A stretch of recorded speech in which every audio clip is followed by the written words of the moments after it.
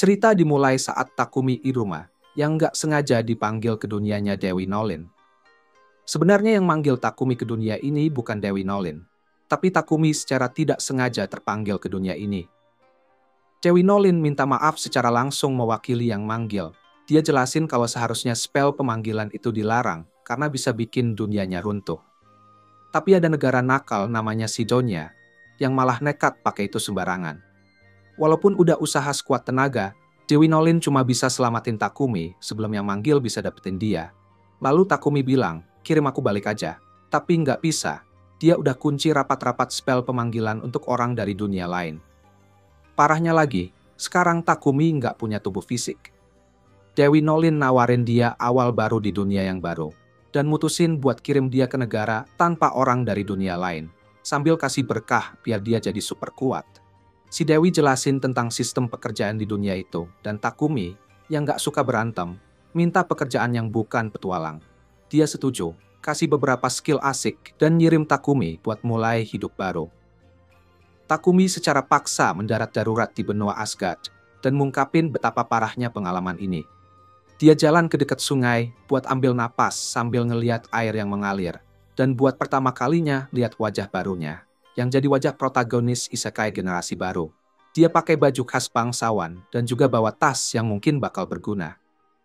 Takumi buka tasnya dan nemuin beberapa persediaan makanan, air, dan beberapa koin emas. Jadi kebutuhan dasarnya udah aman.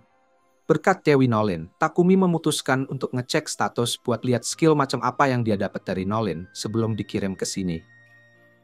Di menu sistem, ada berkat yang dia terima dari Dewi Nolin di akhir daftar.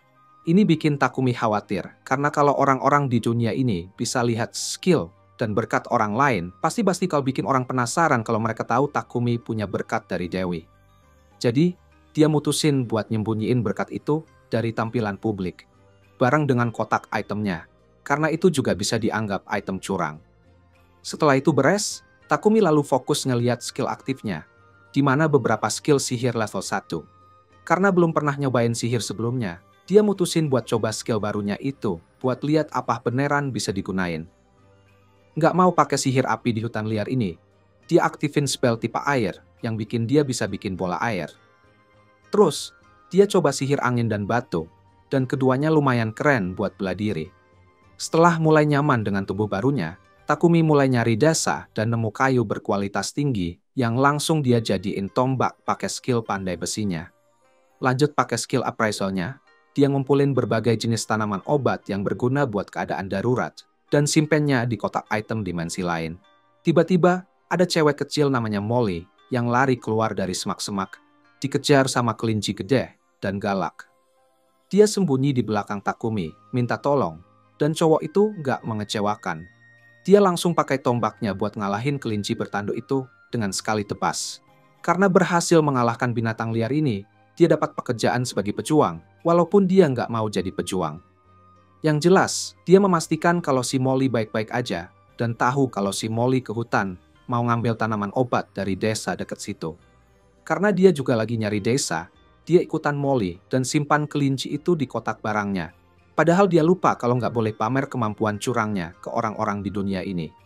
Sementara itu, di kerajaan suci Sidonia, 3 anak SMA tiba-tiba ada di aula besar. Dan mereka disambut sama wanita berjubah yang nyapa mereka sebagai pahlawan baru di dunia ini. Sebelum menjelaskan semuanya, dia memperkenalkan diri sebagai permaisuri pertama dari kerajaan ini, Elizabeth. Dan dia melepaskan jubahnya, memperlihatkan wajahnya yang seperti penjahat.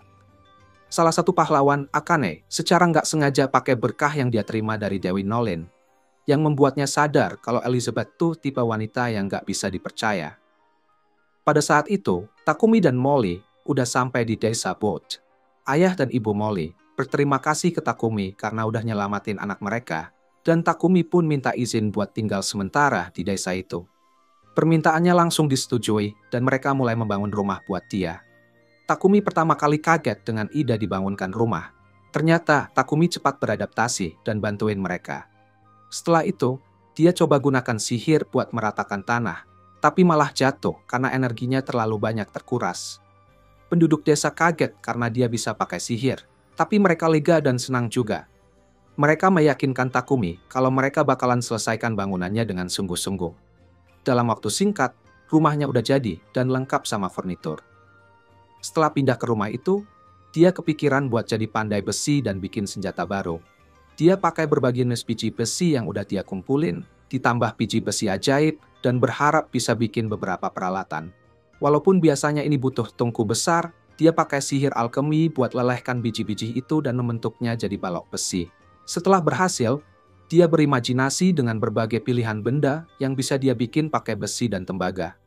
Nggak lama kemudian, Molly datang ngajak dia makan malam, tapi nemuin dia pingsan karena kelelahan di rumahnya. Dia udah pakai mananya terlalu banyak dan akhirnya pingsan. Untungnya, Molly nemuin dia tepat waktu buat minta bantuan. Pas itu juga, Martha marahin dia sementara Banga kasih dia ramuan penyembuhan biar dia bisa sembuh total. Dia sih cuek aja, terus lanjutin alkeminya, tapi kali ini dia diawasi ketat sama Martha dan Molly. Dengan skill alkeminya, dia bisa ngekstrak berbagai logam dan bikin berbagai peralatan buat penduduk desa. Dengan bantuan pandai besi, dia juga berhasil bikin tombak buat menjaga dirinya sendiri. Nggak lama setelah itu, Takumi ketemu Banga buat meminta ramuan. Dia bingung kenapa Takumi mau pakai ramuan kayak gitu. Soalnya sebagian besar ramuan itu tuh basic banget. Tapi dia tawarin buat ngasih ramuan-ramuan itu, pas Takumi bilang dia pengen bikin ramuan dari tanaman obat yang udah dia kumpulin. Dengar itu, Banga bilang mau beli beberapa ramuan begitu, Takumi selesai bikinnya. Takumi sih seneng-seneng aja dengan tawaran itu, tapi berharap Banga nggak terlalu berharap banyak. Nggak lama setelah itu, Takumi ngabisin waktunya buat bikin ramuan dengan cara nyampur beberapa herba, dan dia sadar warna ramuan itu berubah seiring dia nyampur. Dia bilang eksperimen ini bikin dia keinget sama masa kecilnya. Begitu selesai, dia baru nyadar kalau ramuan yang sama itu muncul dalam dua warna yang berbeda. Dia pikir ini mungkin karena sihir air yang dia pakai, dan dia bertekad buat belajar lebih banyak resep ramuan. Setelah itu, dia pergi ke hutan buat nyari lebih banyak herba. Dia malah menggigit sehelai daun yang gak dia kenal. Ternyata itu daun beracun. Karena rasa penasarannya, bikin dia hampir pergi-pergi ke alam baka, lalu dia buru-buru pakai sihir buat nyembuhin dirinya sendiri. Baru aja dia selamat dari racun. Saat dia melihat ke belakang, dia langsung melihat babi berlapis baja dengan mata merah menyala, siap mau memangsa dia. Buat jaga diri, dia ngambil tombak yang ada di sebelahnya dan siap-siap buat bertarung. Pertama-tama, dia coba ambil pisau di tempat penyimpanannya dan lempar ke monster itu, tapi malah memantul di kulit tebal sang babi. Setelah itu, dia berusaha tusuk dahi monster itu dengan tombaknya, tapi babi hutan itu malah menghancurkan tombaknya jadi kepingan kecil. Sebelum monster itu bisa kasih serangan fatal, dia berhasil menghindari serangan itu. Dia coba pakai sihir pemotong angin dan bola batu, tapi nggak ada efek sama sekali ke monster itu. Sementara monster itu semakin mendekatinya, dia berusaha berpikir secepat mungkin buat nyari cara selanjutnya. Di saat itu, dia dengar suara dari semak-semak di belakangnya, dan berbalik untuk lihat ada laba-laba berbisa yang cedera. Awalnya, dia kira laba-laba itu mau menyerang dia, tapi dia sadar kalau laba-laba itu lagi kesakitan. Tiba-tiba monster itu ngisi energi dan mau nyerang dia, tapi laba-laba itu melompat ke arah monster, bikin monster kehilangan fokus dan nabrak pohon. Setelah itu, monster itu blok lagi, siap-siap ngadepin Takumi untuk terakhir kalinya. Kali ini, Takumi nggak ada tempat buat lari. Sementara monster itu bersiap-siap buat menghabisinya, dia berpikir keras buat nyari solusi. Pas tepat saat babi itu mau mengakhiri hidupnya yang malang, dia melompat ke udara dan pakai kekuatan alkeminya buat serang monster itu.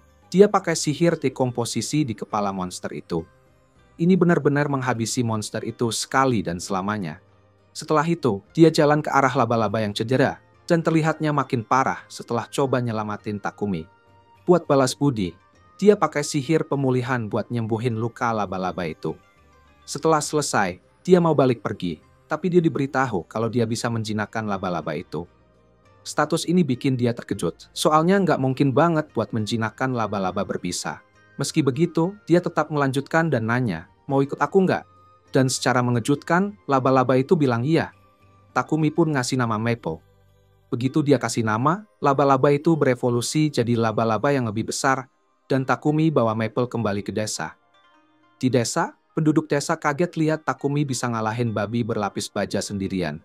Mereka malah lebih terkejut karena Takumi bisa menjinakkan laba-laba berbisa. Di tengah-tengah semua ini, mereka ngadain pesta daging malam itu dan sadar kalau kedatangan Takumi bawa kebahagiaan buat mereka. Mereka kasih Takumi barang-barang dari babi yang nggak bisa dimakan, yang bisa dia jual di kota. Sementara itu, Dewi Nolin juga senang banget ngelihat Takumi bisa beradaptasi dengan baik di dunia baru ini. Suatu pagi saat Takumi bangun, dia sadar dirinya terbungkus oleh jaring laba-laba, cuma kepalanya aja yang kelihatan. Udah jelas banget ini kerjaan Maple, laba-laba peliharaannya. Tapi dia masih kasih kesempatan ke Maple buat ngaku. Maple malah nggak mau ngaku, bikin Takumi mikir lagi. Ini bener nggak sih punya laba-laba beracun sebagai peliharaan? Merasa dibohongi karena dipermainkan saat tidur, Takumi pun minta Maple untuk minta maaf. Akhirnya, Maple mau minta maaf juga dengan mata berkaca-kaca, bilang kalau dia merasa kesepian pas Takumi sibuk kerja dengan ramuan dan biji besi malam sebelumnya. Makanya dia nggak sengaja ngelakuin itu. Takumi ngerti perasaan Maple dan mutusin buat maafin dia, sambil minta maaf balik karena nggak bisa kasih waktu lebih buat Maple kemarin. Buat nebus kesalahannya, Takumi janji hari ini dia bakal istirahat dari kerjaan cuma buat main sama Maple. Janji ini bikin Maple seneng banget, dan dia nggak sabar main bareng tuannya sambil lompat-lompat di atasnya. Pas lagi begitu, Martha masuk ke kamar Takumi bawa makan siang, dan langsung kaget setengah mati lihat Takumi terbungkus kayak mumi. Dia kira si laba-laba beracun ini mau makan Takumi, tapi Takumi buru-buru ngejelasin kalau ini cuma salah paham, dan Maple sama sekali nggak berbahaya. Martha malah ngeliat jaring Maple yang mengkilap banget, dan tiba-tiba kepikiran ide nakal. Dia buru-buru pakai jaring laba-laba itu buat bikin atasan gaun yang cantik banget, terus pergi ke desa buat pamer gaun barunya. Setelah itu, dia langsung pamer ke cewek-cewek lain di desa. Mereka semua komentar tentang betapa sempurnanya tekstur gaun itu, dan pengen juga punya satu. Soalnya ini dianggap barang mewah di dunia ini. Takumi yang dengar pembicaraan mereka jadi tertarik banget, apalagi waktu dengar kata mewah. Dia pengen cari cara buat manfaatin ini. Soalnya dia lagi cari peluang bisnis. Dari cewek-cewek itu, dia dapat info kalau jaring laba-laba itu mahal banget dan populer di kalangan bangsawan. Sementara dia sibuk berpikir tentang rencana bisnisnya, Martha minta supaya Maple bikin lagi jaring tambahan. Kali ini yang lebih elastis, biar bahannya jadi lebih premium. Takumi jadi sedikit cemburu lihat Maple nurutin semua permintaan Martha, padahal mereka harusnya main bareng hari ini. Maple yang dengar itu cuma bilang kalau dia lagi sibuk. Jadi Takumi nggak mau ganggu dia lagi. Setelah itu, Takumi pun pergi melakukan urusannya sendiri. Dia ingat-ingat hari-harinya di desa ini, dan bilang kalau dia berencana pindah ke kota, soalnya dia mau belajar lebih banyak tentang alkimia. Tapi, dia udah mulai tinggal sama semua orang di sini, hampir sebulan tinggal bareng mereka. Dan dia nggak tahu gimana cara bilang selamat tinggal ke semuanya. Untuk sementara, dia pergi ke toko pandai besi dan ambil armornya dari Bobin. Pas di situ, Banga datang dan kira Takumi mau pergi. Banga malah dukung dia untuk pergi ke kota, karena bisnis produksinya bakal lebih berkembang di sana. Bobin juga nyebut kalau ada pedagang dari Bolton yang bakal datang minggu depan. Dan supaya Takumi lebih nyaman, mereka udah ngatur supaya dia bisa naik kereta pedagang itu ke kota. Takumi pun berterima kasih dengan tulus ke Bobin dan Banga yang udah kasih dukungan banget. Terus dia balik lagi. Pas lagi jalan, Takumi ketemu Martha. Dia ngeliat Martha bawa ember dan penasaran isinya. Ternyata di dalam ember itu ada isi perut kelinci bertanduk yang diburu Banga. Menurut Martha, bagian isi perutnya itu yang paling enak dari kelinci bertanduk. Tapi sebelum dimakan harus dibersihkan dan diproses dengan baik, biar nggak ada penyakit atau parasit yang tertinggal. Sayangnya, Martha nggak punya alat buat bersihin isi perut itu, jadi dia mau buang aja. Tapi Takumi kebetulan tahu sihir pemurnian dan pakai skill andalannya buat memurnikan isi perut itu. Bikin isi perut itu langsung bisa dimakan. Ternyata, sihir yang barusan dia pakai, termasuklah sihir cahaya. Dan Martha langsung kasih tahu Takumi supaya jangan nunjukin sihir Mia ke orang lain. Soalnya cuma sedikit orang di dunia ini yang bisa pakai sihir cahaya. Ini langka banget. Jadi kalau ketemu orang yang salah bisa nyoba buat ngelakuin hal-hal aneh. Skill yang bikin orang-orang pengen dapetin apa yang Takumi punya. Tapi sebelum Takumi takut, Martha meyakinkan dia kalau penduduk desa ini nggak bakal bikin masalah. Soalnya mereka semua juga nggak serakah. Masalahnya bakal muncul setelah Takumi keluar dari sini dan masuk ke kota. Takumi terima kasih sama Martha atas nasihatnya yang sangat berguna. Dan dia jadi super bersyukur sama desa ini, karena udah bantu dia tanpa syarat. Dia pun ngehabisin waktu seminggu berikutnya buat bantu perkembangan desa. Dia nambahin tembok tinggi biar semua orang aman. Dan dia juga bikin sumur modern buat penyediaan air minum yang aman.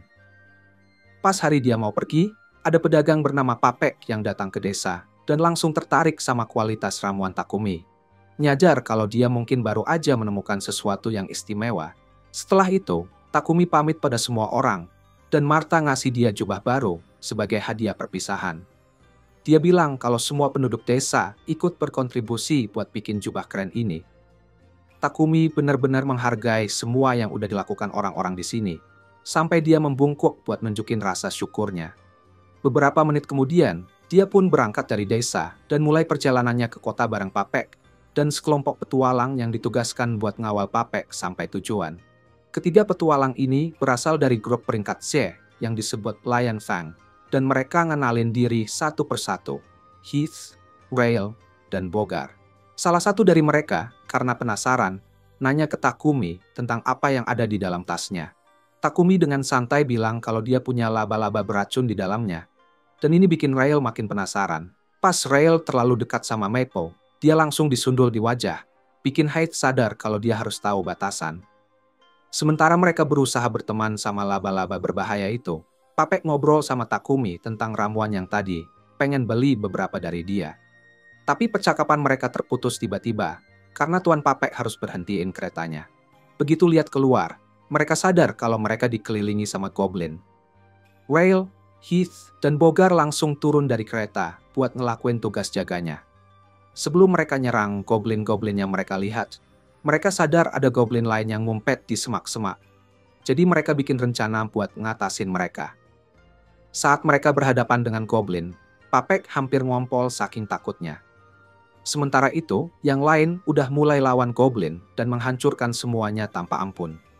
Setelah berhasil mengalahkan semua goblin, Heath kemudian perintahkan yang lainnya buat menguliti goblin-goblin itu. Setelah ngalahin goblin-goblin itu, mereka langsung ambil batu sihirnya. Begitu semuanya kelar, perjalanan mereka ke Bolton dilanjut tanpa ada serangan lagi. Beberapa hari kemudian mereka tiba di Bolton.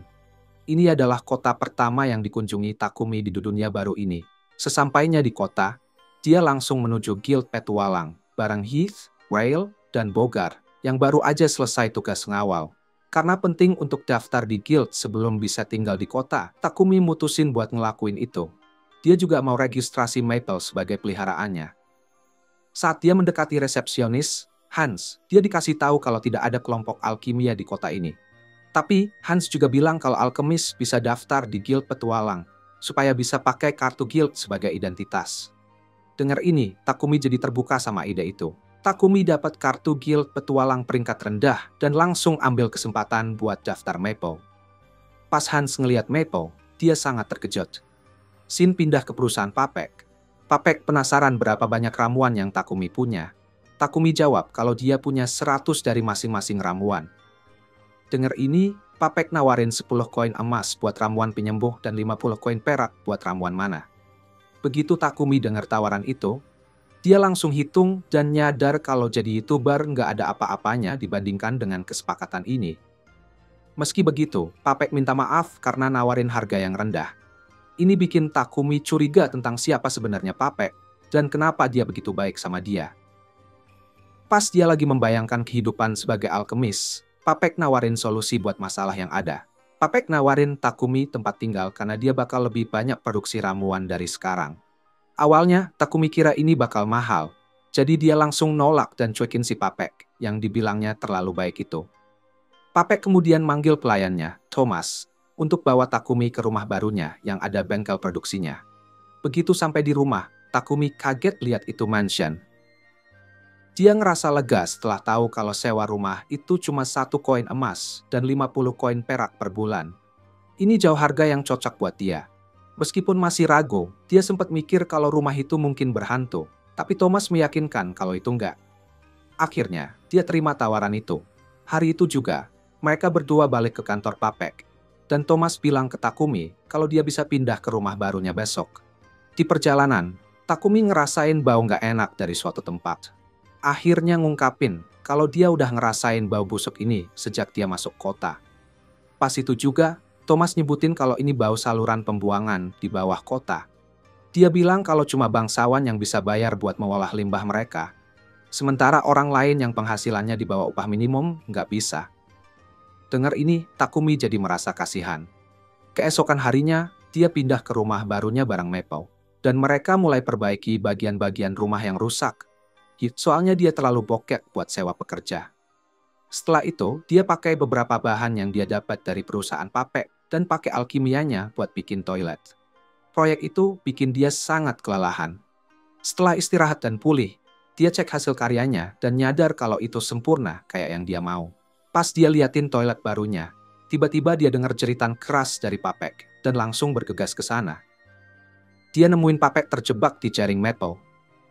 Dia marahin peliharaannya karena udah bertindak seenaknya, tapi anehnya, Papek malah ngerasa nyaman di dalam jaring itu.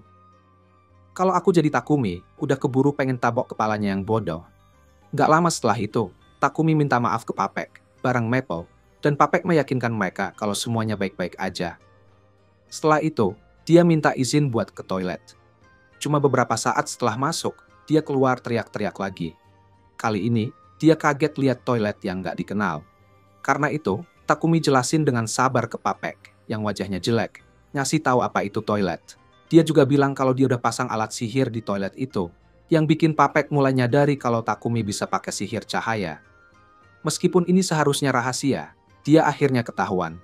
Papek tetap cuek, nanya apakah Takumi bisa bikin 100 toilet, dan meskipun angka itu kedengeran gila, Takumi perlahan mengakui kalau itu mungkin bisa dilakukan. Tapi karena mustahil buat dia ngerjain ini sendirian, Papek ngusulin agar Takumi ambil pekerja, agar lebih banyak buat ngebantu. Untuk mempermudah, Papek saranin supaya dia ambil budak kontrak, yang bisa jaga rahasia sihirnya, dan ngerjain semua yang dia mau. Dia berusaha bikin Takumi ngerti betapa berbahayanya jika orang-orang tahu kalau dia punya bakat sihir cahaya. Itu berarti dia bisa diculik oleh gereja dan dipaksa cuma bikin sihir penyembuh. Dengar ini, Takumi jadi risau soal kemungkinan bikin toilet. Soalnya itu bisa langsung ngarah ke terbongkarnya kemampuan dia. Tapi Papek meyakinkan Takumi kalau dia bakal nemuin cara supaya ini semua nggak ketahuan orang lain. Sementara mereka ngobrol, tiba-tiba ada cahaya berkilau dari kartu guildnya yang ngasih tahu kalau dia harus ngambil misi sederhana dalam sebulan atau kehilangan keanggotaan guildnya. Dengan itu, dia sadar betapa pentingnya cari bantuan pekerja dan akhirnya dia terima tawaran Papek untuk dapat budak. Mereka berdua pun pergi ke perusahaan Mulan buat cari budak yang cocok. Setibanya di sana, Takumi mulai jalan-jalan dan masuk ke sebuah taman ngeliat seorang gadis elf yang cantik. Tapi elf itu malah mengusirnya. Cewek elf ini nggak tahu gimana caranya Takumi bisa masuk ke sini. Tapi dia teguh banget kalau tempat ini bukan buat anak-anak. Jadi dia maksa Takumi buat balik sekarang juga. Aku nggak tahu deh Takumi dengerin nggak apa yang si elf bilang. Soalnya dia kayak terhipnotis sama kecantikannya. Tapi ya udah, Takumi dan Papek akhirnya ketemu sama pemilik perusahaan dagang, Mulan. Papek jelasin alasan mereka datang ke sini. Bilang ke Mulan kalau anak kecil di sampingnya ini, Takumi, lagi nyari budak kontrak. Papek juga bilang kalau Takumi sebenarnya agak ragu buat bikin kontrak budak, soalnya dia nggak pernah ngelakuin atau lihat hal kayak gitu di tempat asalnya. Lalu Mulan meyakinkan Takumi kalau semuanya bakal baik-baik aja, karena si budak bakal terikat sama kontrak buat ngelayanin tuannya. Tapi, menurut dia, di kerajaan Barkula, hak-hak budak udah dilindungi loh. Contohnya, pemilik harus janji buat kasih budaknya makanan, pakaian, dan tempat tinggal, dan nggak boleh perlakukan mereka kayak binatang. Ada banyak aturan yang harus diikuti, misalnya, baik majikan maupun budak dilarang bikin satu sama lain dalam bahaya yang bisa membahayakan nyawa. Majikan juga nggak boleh maksa budak ngelakuin hal yang nggak tertulis dalam kontrak. Dan masih banyak aturan lainnya tergantung kesepakatan. Selain itu, ada berbagai jenis kontrak budak yang bisa dipilih. Papek saranin Takumi buat milih kontrak budak perang, karena itu bisa bantu dia banget buat menyembunyikan kekuatannya dalam jangka panjang. Tapi Takumi justru minta saran dari pemilik Mulan. Dia jelasin kalau dia sibuk banget sebagai produser. Dia pengen seseorang yang bisa ngatur rumah besar, tempat dia tinggal sekarang. Dan dia juga butuh seseorang yang bisa bantu ngurus semua pekerjaan rumah. Selain itu, dia punya keterampilan yang bisa bikin dia jadi target empuk buat orang-orang jahat. Jadi dia pengen seseorang yang kuat buat melindunginya. Dari penjelasan detailnya, Mulan menyimpulkan kalau cowok ini pengen punya waifu dan bodyguard. Jadi dia saranin buat ambil 2 budak dari sini. Dia bawa Maria ke Takumi. Dan bilang kalau Maria ini nggak punya keluarga dan diculik sama bandit waktu masih kecil. Maria itu terampil banget dalam membaca dan menulis. Dan dia bisa ngurus pekerjaan rumah umum. Jadi Mulan yakin dia adalah kandidat yang sempurna buat jadi manajer rumah besar Takumi. Takumi langsung terpesona. Begitu merasa bagus kalau punya cewek cantik di rumah, Takumi jadi malu dan wajahnya merah. Sambil cerita ke Maria tentang rumah besarnya. Dia minta Maria konfirmasi kalau dia nggak akan masalah dengan ngurus semua itu. Karena ngurus rumah besar kayak gitu, emang nggak gampang. Takumi juga tiba-tiba bilang betapa imutnya Maria, yang bikin dia bingung. Karena dia pikir cewek seimut itu pasti punya banyak yang naksir. Maria langsung kaget dengan pujian ini. Tapi dia jawab ke Takumi dengan jujur. Bilang kalau dia cuma bisa ngurus pekerjaan rumah dan nggak bisa melakukan hal lain. Kayak memenuhi kebutuhan majikannya. Makanya nggak banyak yang milih dia. Takumi yang emang nggak ada niat untuk kayak gitu, setuju untuk bikin kontrak dengan Maria, dan bilang ke Mulan untuk tunjukin kandidat lain yang bisa jadi bodyguard-nya. Sayangnya, Mulan bilang kalau mereka lagi nggak punya budak perang. Tapi Maria nambahin kalau mereka punya Sofia yang bisa jadi budak perang. Mulan nggak suka dengar itu, dan langsung marahin Maria karena ngomong sembarangan, sambil menyuruhnya kembali ke kamarnya. Dia langsung pergi ke kamarnya dan siap-siap bawa barang-barangnya.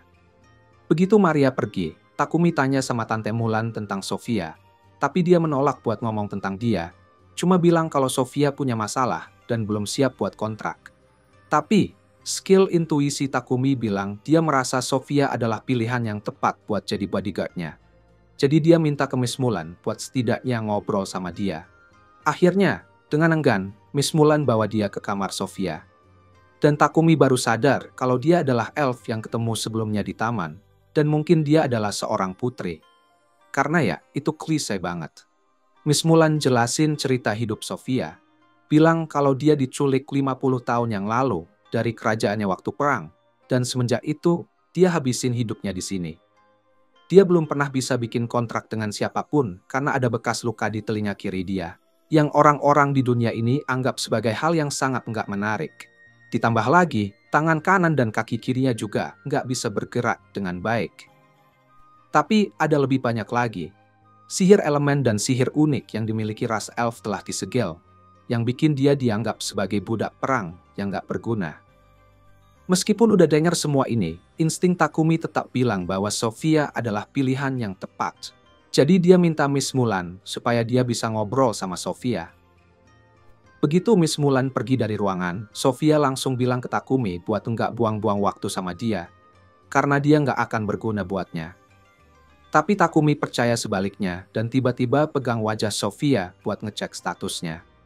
Setelah tahu kalau dia adalah sosok yang luar biasa dengan stat yang super kuat, dia baru sadar kalau dia hanya perlu menemukan cara untuk menghilangkan kutukannya. Dan dia berpikir kalau bisa menyembuhkan semua masalah di anggota tubuhnya, Sofia bakal jadi super kuat lagi. Bagi Takumi, itu kelihatannya investasi yang sangat bagus. Jadi dia memutuskan untuk bikin kontrak dengan Sofia. Dia janji sama Sofia bakal bantu dia dengan masalah-masalahnya, yang bikin Mulan ketawa, karena dia nggak pernah lihat orang tertarik sama budak bermasalah kayak gini. Tapi, dari apa yang dia lihat, Mulan yakin kalau Takumi adalah orang yang baik. Dia percayakan Sofia ke Takumi, dan siapin semua dokumen resmi buat kontrak mereka. Maria datang ke ruangan itu, bilang betapa senangnya dia melihat Takumi bawa Sofia bersama mereka. Tandanya dia teman baik sama Sofia. Tanpa berlama-lama, Miss Mulan melafalkan mantra, resmi bikin Maria dan Sofia berkontrak jadi budak Takumi. Mulan senang banget karena kedua gadis itu udah dapat majikan yang baik dan gak bakal memanfaatkan mereka. Takumi bawa Maria sama Sofia ke rumah besarnya, dan pas dia sampai, dia langsung disambut dengan pelukan erat dari laba-laba peliharaannya, Maple, yang udah kangen banget sama dia. Melihat laba-laba pembunuh jadi hewan peliharaan majikannya, kedua gadis itu langsung sadar betapa berbahayanya perjalanan ini. Tapi ya udah, Takumi nunjukin mereka sekeliling rumahnya dan kasih masing-masing dari mereka kamar pribadi. Di rumah besarnya memang banyak kamar, meskipun mereka udah agak ragu buat nerima tawaran ini, karena semua ini kelihatannya terlalu mewah buat mereka. Takumi juga bilang ada bak besar yang bisa mereka pakai, yang dilengkapi alat sihir supaya selalu bersih. Dia saranin supaya kedua gadis itu rapihkan barang bawaannya dan pakai bak itu buat nyegerin diri. Sementara Sofia dan Maria lagi mandi, Maria tiba-tiba ngungkapin rasa terkejutnya kenapa majikan lama mereka, Mulan, bisa setuju ngizinin dia pergi dengan begitu mudah. Dia cerita kalau Mulan gak pernah mau lepasin Sofia, seberapa banyak pun tawaran yang dia dapat. Fakta bahwa Takumi bisa ngelakuin ini bikin dia senang.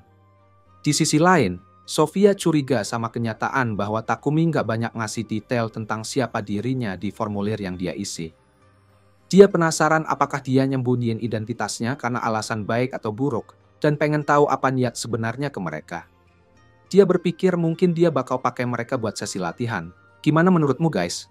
Begitu keduanya selesai mandi, Takumi siapin makan malam buat mereka.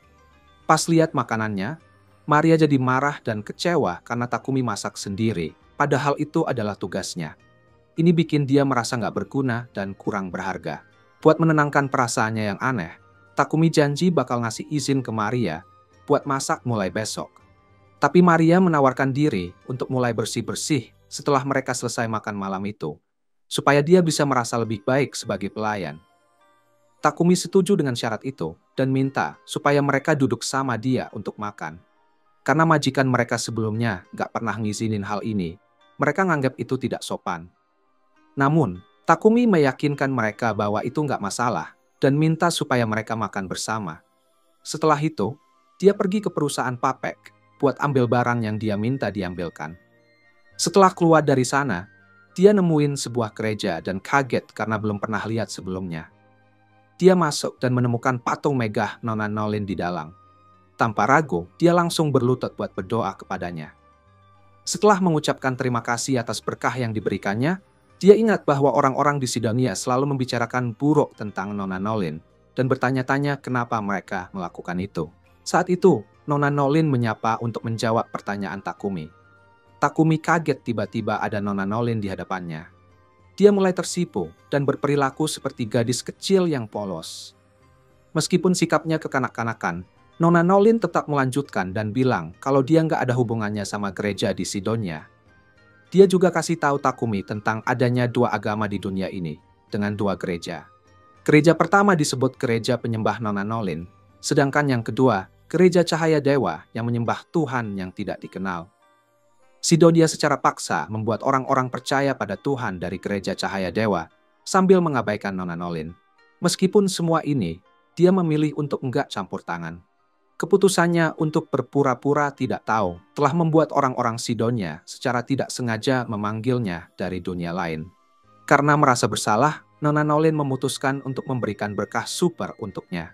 Namun saat itu juga, dia memperingatkan Takumi bahwa dia perlahan-lahan akan kehilangan bagian dari berkah yang membantunya tumbuh dan bertemu dengan orang-orang baik dengan mudah. Dengar itu, Takumi tiba-tiba sadar kalau dia memang punya berkah ini. Mikir tentang betapa mudahnya dia ketika bertemu orang baik atau pergi ke tempat baru.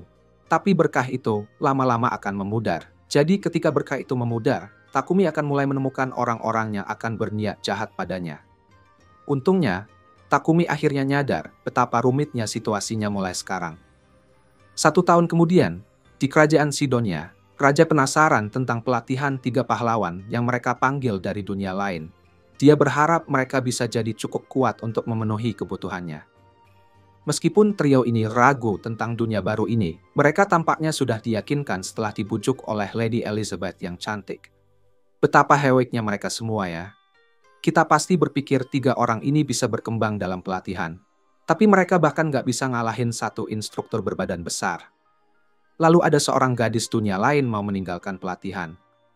Tapi Lady Elizabeth kasih tahu betapa pentingnya untuk berlatih. Begitu dia berbalik, Dia curiga sama niat sebenarnya Lady Elizabeth. Kembali ke rumah Takumi, dia datang dan lalu terjatuh dan menjatuhkan barang-barang yang dia dapat. Sofia coba buat ngambil barang yang dia bawa dari Papek. Tapi dia buru-buru pakai sihir penyimpanan buat menyembunyikannya. Sebelum dia ngelakuin itu, Sofia sempat lihat segal sihir di barang itu dan merasa curiga kenapa dia mau ngumpet-ngumpetin barang itu dari mereka. Sebelum dia tenggelam dalam rasa malu, dia minta supaya ditinggal sendiri sambil menuju ke workshopnya. Begitu dia pergi, Sofia terus bertanya-tanya tentang apa yang mungkin dia sembunyikan. Dia nyelinap ke workshop untuk mengintip dia. Dan dia melihat Takumi mengiris tangannya sendiri dengan pisau yang dicelupkan ke ramuan. Sekilas, dia terlihat kayak orang terjerat masalah. Setelah melukai tangannya, dia buru-buru menyembuhkan luka-lukanya dan berteriak seperti anak kecil yang ngambek. Saat mencoba melakukannya sekali lagi, dia mengingat betapa jahatnya Maria karena menyarankan ini padanya. Dengar nama Maria, Sofia langsung masuk dengan marah. Pengen tahu apa yang mau dia lakukan sama Maria. Dia mengancam bakal menyakiti Takumi kalau ada yang terjadi pada Maria.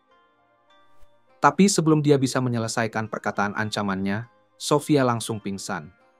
Begitu ini terjadi, Takumi nyadar kalau Sofia kelihatannya lelah. Dia langsung menyembuhkan luka di tangan Sofia, dan ini membantunya untuk level up seperti yang dia inginkan. Naik level memberi dia kekuatan untuk melakukan penyembuhan ekstra, sebuah mantra yang bisa dia gunakan untuk menghilangkan kutukan dari Sofia.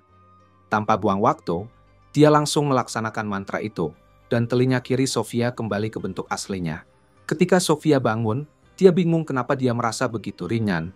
Dia langsung minta Maria buat kabur dari sini, ngasih tahu kalau Takumi berniat menyakitinya. Tapi Maria bilang kalau Takumi sudah menyembuhkan kutukannya Sofia. Dia kasih Sofia cermin supaya dia bisa cek telinganya. Dan elf bodoh itu baru nyadar betapa salahnya dia selama ini. Malam itu, dia berterima kasih kepada Takumi dan dia menjelaskan kenapa dia menyebut nama Maria sebelumnya. Setelah dengar penjelasannya, Sofia langsung berlutut dan bersumpah setia padanya selamanya. Melihat semua ini, Nona Nolen sangat senang. Keesokan harinya, Takumi pergi ke perpustakaan buat cari buku tentang alkimia. Tapi dia agak kecewa karena ternyata cuma ada 4 buku tentang itu di seluruh perpustakaan. Dia jadi mikir kenapa nggak banyak orang yang tertarik sama alkimia. Padahal kan gampang. Tiba-tiba dia sadar kalau buku-bukunya ditulis dalam bahasa kuno. Dan cuma dia yang bisa ngerti gara-gara anugerah dari Dewi. Abis itu, dia pulang dan mulai kerja bikin dan kemas toilet buat pedagang Papek. Nggak lama, dia berhasil bikin 100 buah. Lalu mutusin buat istirahat panjang dari produksi massal apapun dulu. Maria nanya rencana dia selanjutnya. Dan dia bilang mau jalan-jalan petualangan kecil keliling dunia. Katanya Sofia bakal jadi pengawalnya, dan Maria sebaiknya tinggal buat jaga rumah. Tapi Maria juga pengen ikut petualangan. Takumi jadi gugup dengar permintaannya karena dia masih ragu-ragu. Membawa orang yang gak bisa bertarung ke tempat yang gak dikenal. Dan dia juga butuh seseorang buat jagain rumahnya. Maria mulai nangis. Bilang kalau ditinggal sendirian buat jaga rumah tanpa Takumi, Sofia, atau bahkan Maple. Rasanya kayak toilet di tengah gurun yang panas banget. Takumi heran kenapa si rambut merah ini harus mikir kayak contohnya aneh banget. Tapi dia masih ngerasa nggak yakin buat bawa Maria bareng. Maria mendekat dan ngasih tatapan anjing kecil yang bikin hati meleleh. Pertahanan Takumi mulai goyah. Tapi sebelum mutusin sesuatu, dia milih buat cek status Maria. Dia pegang muka Maria dan lihat status kemampuannya. Terus kaget ternyata Maria itu battle mate sejati dan statnya bahkan lebih bagus dari dia. Takumi kaget banget, dan Maria sekali lagi minta ikut. Sofia akhirnya berdiri dan tanya Takumi untuk izin Maria ikut, karena dia bisa ngajarin Maria beberapa skill bertarung di sepanjang perjalanan. Abis denger itu, akhirnya Takumi setuju sama permintaan Maria. Dia terus bawa para cewek itu ke bengkel kerjanya, biar bisa bikin senjata dan armor buat mereka. Dia nanya mereka pengen senjata kayak gimana, dan Sofia langsung mulai nyebutin berbagai jenis senjata buat situasi yang beda-beda. Maria bilang dia oke sama pedang pendek dan pisau, tapi Sofia mutusin buat ngajarin cara pakai tombak, karena pisau kurang kuat buat menyerang. Jadi, sementara cewek-cewek itu latihan bertombak, Takumi sibuk pakai skill pandai besinya, buat bikin senjata berbeda buat mereka. Dia bahkan ukir desain di senjata-senjata itu buat seru-seruan. terus ngasih mantera, biar makin kuat. Dia lalu ngeliat pisau yang dia buat Maria, terus mulai ngehayal pisau itu terpasang di paha Maria, yang bikin hidung si Mesem ini mimisan parah. Tapi dia belum selesai. Dia sadar dia butuh ukuran para cewek buat bikin armor. Tapi kalau dia coba ngukur langsung, bisa-bisa dia tewas karena mimisan.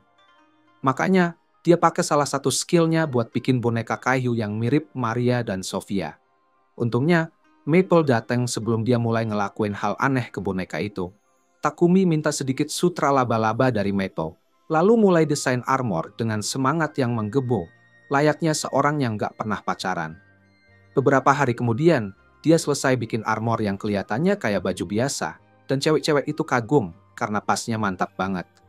Sofia nanya gimana Takumi bisa tahu ukuran mereka seakurat itu, dan dia buru-buru menahan Maple sebelum bisa ngungkap rahasia kotornya. Dia minta mereka cek senjata dulu, lalu ngasih cincin sihir dari Mithril yang bakal ngebantu mereka nge-cast spell lebih cepat. Setelah itu, mereka bertiga ke guild petualang, supaya Maria dan Sofia bisa daftar jadi petualang. Setelah selesai, Takumi juga registrasi mereka bertiga sebagai satu party. Resepsionisnya kemudian ngasih tahu kalau hampir sebulan, Takumi harus ambil quest wajib biar lisensi petualangnya tetap aktif. Dan Takumi bilang memang dia ke situ buat itu. Dia menuju papan quest buat ambil quest yang gampang. Tiba-tiba nongol segerombolan orang gendut jelek yang mengesalkan. Mereka mulai ngomong sama cewek-cewek itu supaya gabung ke party mereka, karena katanya mereka bisa ngebimbing lebih baik daripada si Takumi. Takumi nggak bisa terima itu. Dan dia maju buat hadapin si kuda Nil berbentuk manusia. Meski di dalam hati dia ketakutan, dia nggak bisa biarin orang ngatain temannya kayak gitu. Dia bilang ke si kuda Nil, kalau dilihat dari ukurannya, seharusnya ibunya tuh berat banget, sampai Superman pun nggak bisa ngangkat. Ini bikin si gendut marah dan kemudian ngegebuk Takumi. Tapi Takumi udah pakai sihir buat menghentikannya, untuk mengubah tubuhnya jadi logam. Akibatnya, si kuda Nil malah patah tangannya. Dan pas teman-temannya mau menyerang Takumi, ketua guild datang dan teriak nyuruh mereka berhenti. Dia lihat lengan kuda Nil yang patah dan nanya ke Takumi apakah dia yang melakukannya. Maria coba bela Takumi, tapi ketua guild nggak percaya. Untungnya, resepsionis datang dan ngejelasin kejadian sebenarnya kepada si Plontos. Ketua guild, Perek, nyuruh geng pecundang itu pergi dan kemudian memanggil party Takumi ke kantornya. Dia nuntut Takumi untuk jelasin apa yang dia lakukan ke si kuda Nil. Dan awalnya Takumi agak ragu. Tapi waktu resepsionis bilang dia lihat jejak mana yang samar, Takumi sadar dia nggak bisa terus menyembunyikannya. Dia jelasin kalau dia cuma gunakan sepotong arang, mengubahnya jadi berlian, dan kemudian melapisi tubuhnya sebelum dipukul. Ketua guild kini paham kalau Takumi adalah seorang alkemis. Dan kemudian resepsionis bilang karena dia punya cewek-cewek cantik di timnya, bakal banyak orang yang suka usil sama Takumi. Dia nyaranin buat naikin Takumi langsung ke peringkat D biar lebih aman, dan memintanya buat ambil quest level lebih tinggi buat dapetin promosi itu. Ketua guild ngasih izin, dan baik Sofia maupun Maria setuju. Jadi Takumi putuskan buat ngejalanin quest-quest tersebut. Quest pertama adalah mengeliminasi beberapa goblin, dan berkat bantuan Maple, party Takumi berhasil nemuin mereka dengan cepat. Sofia langsung maju dan bunuh 2 dari mereka. Sementara 2 lainnya lari ke arah Takumi dan Maria. Maple ngikat mereka pakai benang sutranya, lalu Takumi dan Maria dengan gampang menghabisi mereka. Setelah itu, mereka berburu beberapa goblin dan kobold lagi buat nyelesain misi, dan Takumi merasa khawatir karena mereka ketemu banyak goblin. Sofia bilang mungkin ada jenderal goblin di sekitar. Kemungkinan segerombolan goblin yang besar mengabdi padanya. Biasanya butuh setidaknya 5 party peringkat D untuk ngalahin mereka. Tapi Sofia yakin kalau mereka bertiga cukup kuat buat ngelakuin itu. Takumi agak ragu dan gak mau ambil risiko sebesar itu. Tapi cewek-cewek itu bereaksi pengen banget kalahin mereka. Tiba-tiba, Maple bilang kalau dia merasa bakal berevolusi segera. Jadi Takumi langsung bikin kantung dimensi pakai sihir ruang waktu buat istirahat di sana. Dengan itu, mereka bertiga menuju markas Goblin.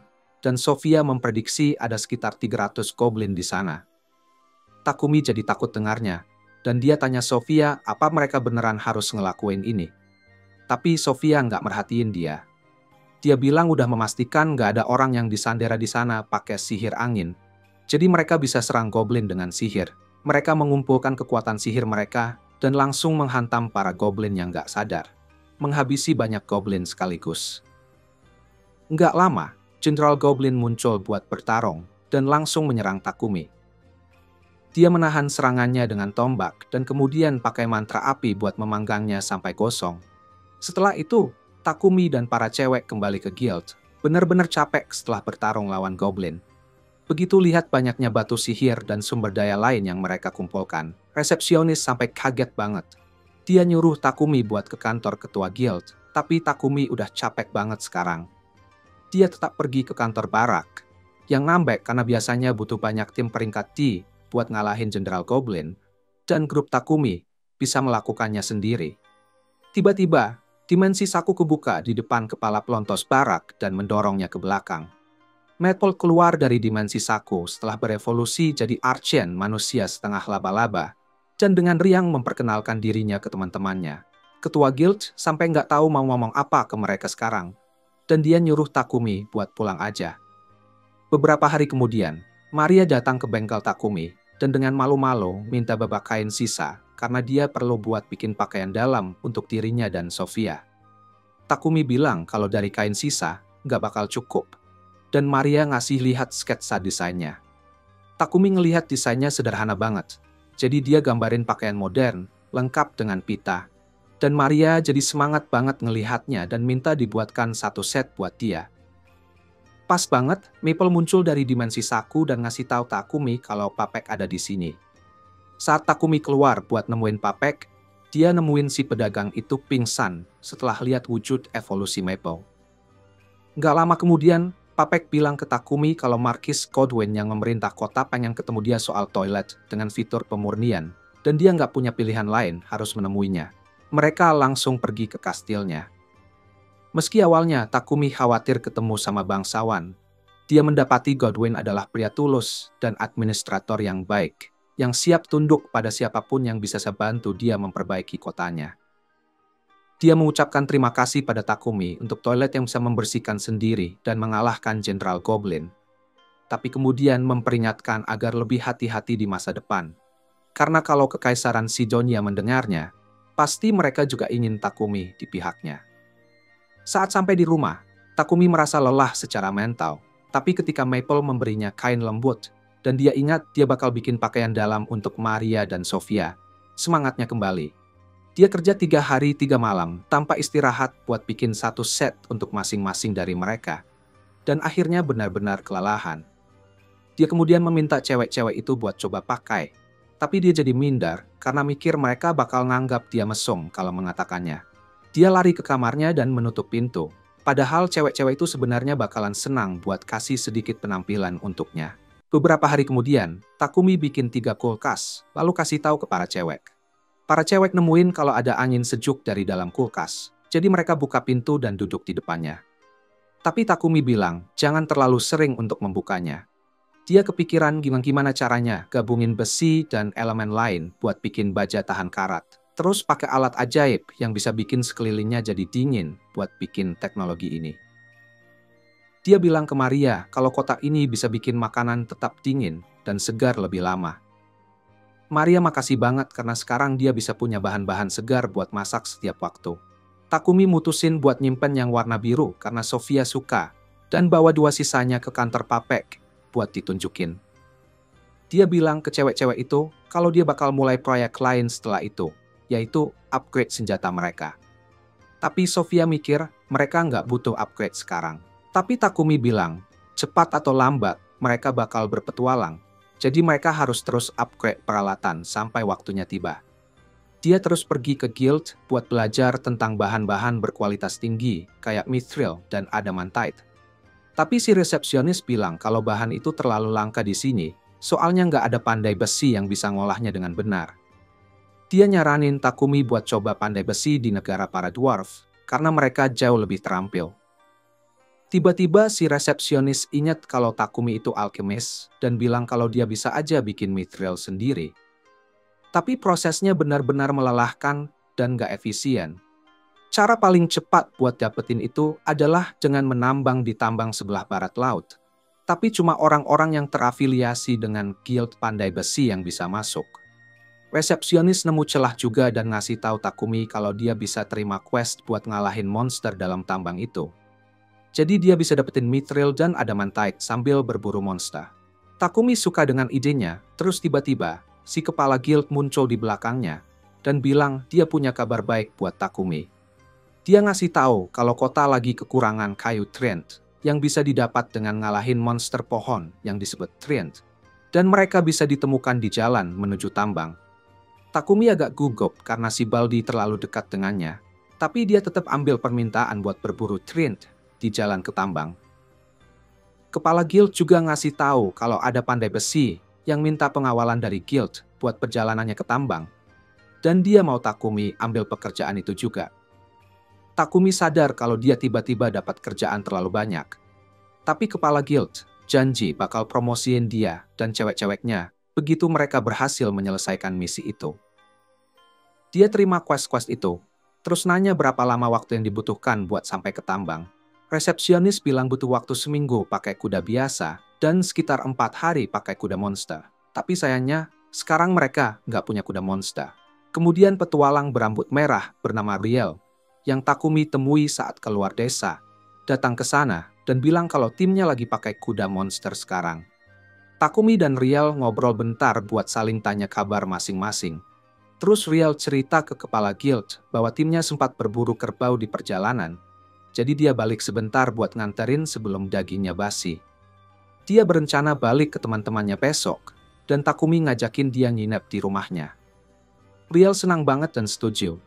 Terus dia ikut Takumi ke perjalanan buat ketemu Papek, yang langsung heboh pas lihat kulkas.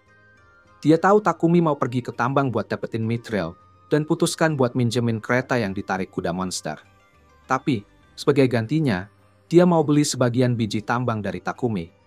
Takumi dengan senang hati terima tawaran itu, dan terus Papek minta dia buat bikin lebih banyak kulkas lagi. Setelah itu, Takumi cek berbagai pandai besi buat nyari yang bisa kasih dia mithril, tapi dia nggak nemuin siapapun yang bisa bantu, dan udah gelap pas dia balik ke rumah. Tiba-tiba, Riel tahu kalau ada orang mencurigakan datang ke arah mereka, dan dia mutusin buat lari bareng Takumi daripada bertarung. Tapi, penyerang berkerudung itu malah ngejatuhin dia, dan ternyata itu adalah Sofia, yang ngira Riel mau nyulik master femboy-nya. Dia hampir aja menyerang Riel, tapi Takumi berhasil menghentikannya. Terus mereka minta maaf ke Riel atas kesalahpahaman itu. Riel bilang gak apa-apa, tapi sekarang dia punya banyak pertanyaan. Mereka cepet-cepet pulang ke rumah, dan Riel shock banget pas lihat Maple berubah bentuk, dan rada iri karena Takumi tinggal sama 3 cewek imut, sementara dia masih jomblo. Kemudian, Takumi cerita ke cewek-ceweknya tentang quest yang dia ambil dari guild, dan mereka sepakat buat ikut misi itu. Keesokan harinya, setelah Riel meninggalkan rumah, Takumi mulai kerja buat senjata baru mereka. Dia coba bikin pedang tungsten besar yang bisa menyerap mana musuh, tapi benar-benar sulit banget untuk pakai skill alkimia di situ. Dengan susah payah, dia berhasil mengubahnya jadi blok tungsten dan kemudian menempa 2 pedang dari situ. Tapi itu nguras semua mana yang dia punya. 3 hari kemudian, Takumi dan timnya berangkat dalam perjalanan bareng pandai besi Degambo. Begitu mereka sampai di hutan tempat Trent tinggal, mereka parkir kereta di jarak aman dan bikin mantra pelindung di sekitar kereta itu sebelum pergi berburu monster pohon. Takumi nggak tahu sama sekali bentuk Trent itu kayak gimana, tapi Sofia punya pengalaman berurusan dengan mereka.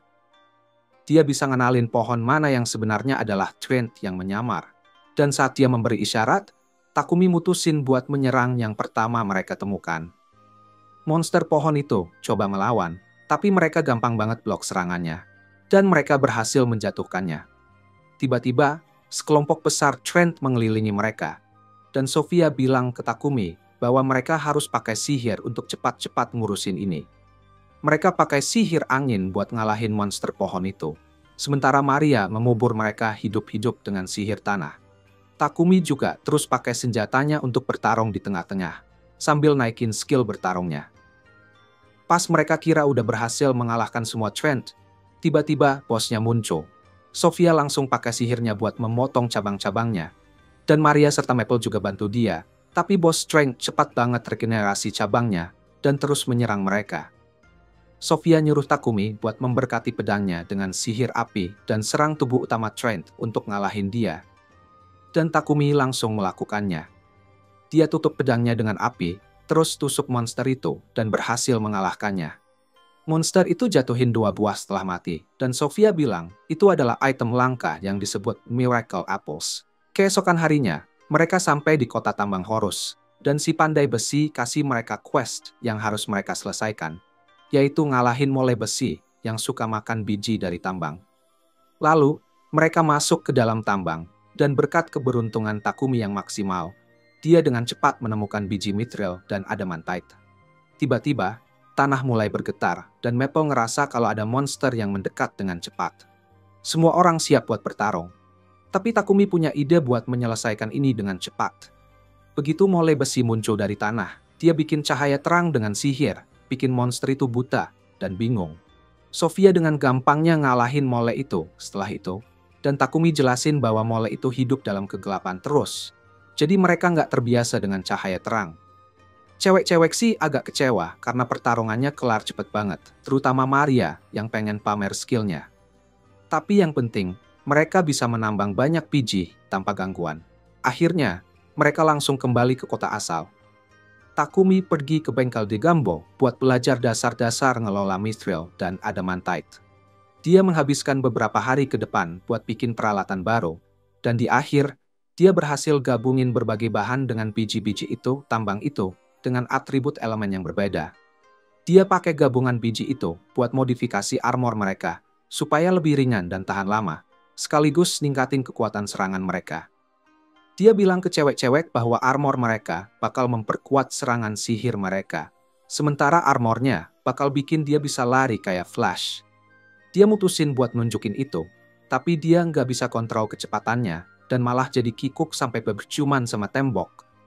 Dia langsung bilang ke cewek-cewek buat lupakan apa yang mereka lihat, terus lanjut ke senjata-senjata yang udah dia buat. Dia kasih tombak angin ke Sofia, dan tombak api ke Maria, dan mereka berdua senang banget terima itu. Sofia bilang ke Takumi bahwa tugas utamanya adalah melindunginya, dan dia siap mengorbankan hidupnya untuk itu. Dia bilang dia mau perisai yang kuat supaya bisa melakukan pekerjaannya dengan baik. Takumi setuju buat bikin perisai itu, tapi dia juga nyaranin agar Sofia lebih menghargai hidupnya. Takumi pun bikin perisai untuknya, tapi dia benar-benar kelelahan waktu selesai. Sofia merasa beban di pundaknya terlalu berat, karena dia satu-satunya yang bisa ngerjain hal-hal teknis dengan baik di sini. Dia berharap Takumi bisa dapat asisten yang bisa bantu dia dengan pekerjaan teknis, supaya dia bisa lebih santai. Sementara itu, di ibu kota kerajaan, Raja menerima surat dari Sidonia.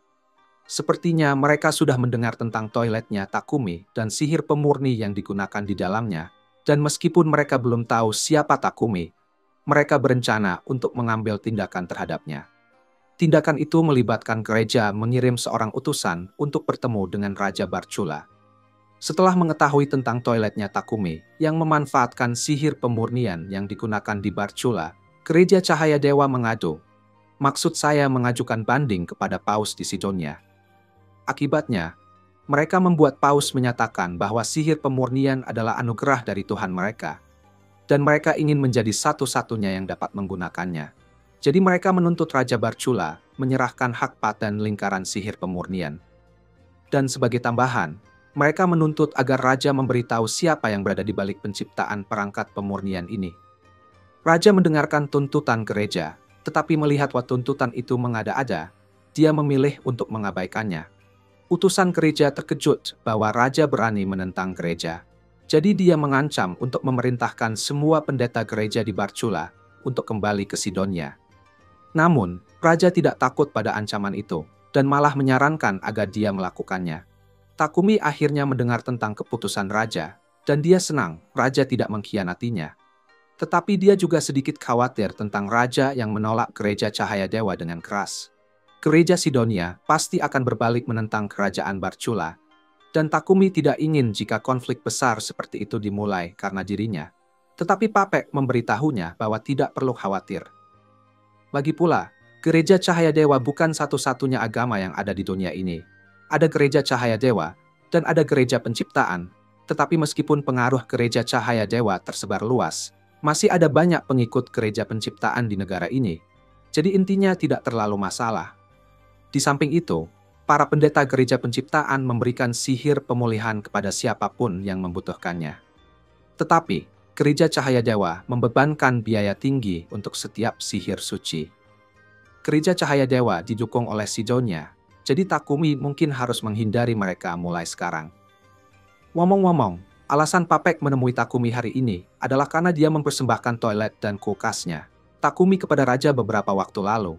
Dan raja sangat terkesan, sehingga dia meminta Papek membawa Takumi untuk bertemu dengannya. Takumi sedikit ragu-ragu untuk bertemu seseorang sepenting raja, tetapi Papek meyakinkannya bahwa raja tidak memaksa untuk menemuinya. Jadi, dia memiliki hak untuk menolak jika dia mau. Namun, Papek sangat ingin dia setuju, karena itu akan membantu hubungan perusahaannya dengan ibu kota kerajaan. Takumi akhirnya setuju untuk bertemu. Jadi malam itu, dia memberitahu Sofia dan Maria tentang itu, dan bertanya kepada mereka apakah mereka bersedia menemaninya ke ibu kota kerajaan, Barcula. Keduanya bilang mereka dengan senang hati akan pergi dengan Takumi. Jadi dia menyarankan untuk berangkat seminggu dari sekarang. Tetapi sementara itu, ada banyak hal yang perlu mereka persiapkan. Perjalanan ke ibu kota kerajaan akan memakan waktu sekitar 7 hari. Jadi Maria harus mengemas banyak makanan jauh-jauh hari. Dan sementara dia melakukan itu, Takumi mengatakan dia akan membuat jubah baru untuk Maria dan Sofia. Dia mendapatkan beberapa batu ajaib elemen gelap dari Papek. Dan jika dia menggunakannya untuk membuat jubah, maka dia bisa menghiasinya dengan mantra anti-persepsi. Mantra seperti itu akan sangat berguna dalam pertempuran, tetapi alasan utama Takumi ingin membuatnya adalah agar ketika mereka sampai ke ibu kota kerajaan, Sofia dan Maria tidak akan diganggu. Kemudian, Sofia dan Maria pergi berbelanja, dan saat memilih buah, Maria mengeluh bahwa Takumi tidak memiliki cukup kepercayaan pada dirinya sendiri. Sofia setuju dan menunjukkan bahwa Takumi memiliki penampilan yang baik, memiliki bakat luar biasa dalam alkimia, dan keahlian inovatif yang luar biasa. Dia terus menyebutkan semua kualitas baik Takumi, tetapi Maria memperhatikan betapa antusiasnya Sofia saat dia berbicara tentang Takumi, sehingga dia merasa bahwa Sofia mungkin jatuh cinta padanya. Sofia menyangkal memiliki pikiran yang tidak pantas dan mengatakan dia hanya mencintai Takumi sebagai majikannya, tetapi Maria tahu pasti ada rasa cinta di dalam hatinya. Sementara itu, Takumi kembali ke gereja di kota dan berlutut di depan patung Nolin untuk berdoa padanya. Tidak lama kemudian, cahaya mulai bersinar turun pada Takumi, dan dia mendapati dirinya naik ke wilayah Nolin, di mana dia menyambutnya dengan hangat. Sudah lama sejak dia terakhir kali melihat Takumi, dan dia mendengar tentang undangannya ke ibu kota kerajaan. Jadi jika dia di sini untuk berdoa untuk perjalanan yang aman, maka dia seharusnya membawa persembahan untuknya. Takumi memberitahunya bahwa dia berada di sini, karena dia punya beberapa pertanyaan yang ingin ditanyakannya. Dewi yang disembah oleh gereja cahaya dewa disebut Anat. Jadi pertama-tama dia bertanya pada Nolin, apakah benar-benar ada dewi lain selain dirinya. Nolin menegaskan bahwa dia adalah satu-satunya dewi nyata di sini. Tetapi jika itu masalahnya, maka Takumi bertanya siapa Anat yang dimaksudkan. Nolin tidak ingin mengungkapkan terlalu banyak, sehingga dia mengatakan Takumi akan mengetahuinya ketika waktunya tiba. Selagi di sini, Takumi juga bertanya pada Nolin, apakah dia tahu apa yang terjadi pada pahlawan-pahlawan lain yang dipanggil bersamanya. Sudah 10 bulan sejak Takumi datang ke sini, dan biasanya hal seperti pahlawan dipanggil dari dunia lain akan menyebabkan kekacauan besar. Tetapi Takumi belum mendengar seseorang berbicara tentang itu. Nolin mengakui bahwa ketika dia memanggil Takumi, dia memanipulasi waktu sedikit untuk mengirimnya 1 tahun ke masa lalu, sehingga secara teknis para pahlawan belum dipanggil. Akan ada beberapa bulan lagi sebelum para pahlawan dipanggil. Tetapi Takumi tidak mengerti mengapa dia harus repot-repot mengirimnya kembali ke masa lalu, sehingga dia meminta penjelasan. Sayangnya, Nolin mengatakan waktunya sudah habis, sehingga dia tidak akan menjawab pertanyaan lagi untuk saat ini. Dan dia juga memintanya untuk membawakannya permen sebagai persembahan lain kali dia berkunjung. Takumi mencoba mengatakan padanya bahwa dia punya lebih banyak pertanyaan untuk ditanyakan. Tetapi Nolin memukul kepalanya membuatnya kembali turun ke dunia fana. Takumi kemudian terbangun di lantai gereja, dan dia merasa bahwa Nolan menghindari pertanyaannya tentang pahlawan lainnya, tetapi dia tidak berniat terlibat dengan mereka pada awalnya, jadi itu tidak terlalu penting. Dia kemudian kembali ke rumahnya untuk menyelesaikan pembuatan jubah baru untuk para gadis. Dan begitu dia selesai, dia memberikannya kepada mereka. Baik Maria dan Sofia menyukai desainnya, dan Takumi senang mendengarnya, tetapi ada sesuatu lagi yang ingin dia kerjakan sebelum perjalanan mereka. Dia membawa keduanya ke bengkelnya dan menunjukkan bahwa dia berencana membuat kereta untuk dirinya sendiri. Karena mereka sering bepergian, dia merasa bahwa lebih efisien untuk membuat kereta yang nyaman bagi mereka daripada harus meminjam setiap saat. Namun, seandainya jika dia bisa membuat kereta sendiri, dia masih belum punya kuda, jadi dia harus meminjam satu dari serikat. Maria mengatakan tidak perlu melakukan itu karena mereka bisa mendapatkan salah satu kudanya. Hutan kematian di luar Bolton memiliki banyak monster di dalamnya. Dan jika mereka mencari cukup lama, mereka mungkin akan menemukan kuda unicorn atau naga yang akan jauh lebih cepat daripada kuda monster biasa. Maria tampaknya sangat bersemangat untuk pergi menangkap kuda, tetapi Takumi tidak bisa menahan perasaan sedikit gugup.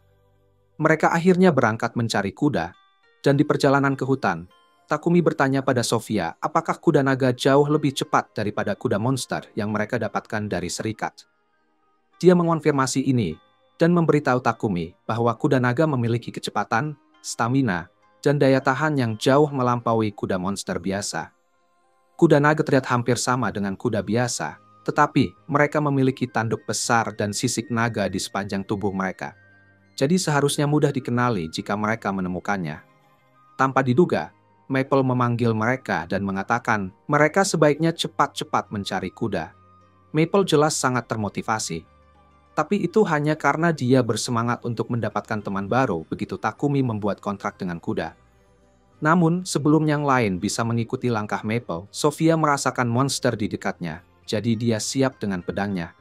Namun, saat serigala semak melompat keluar dari semak-semak, ia hanya melewati mereka tanpa menyerang.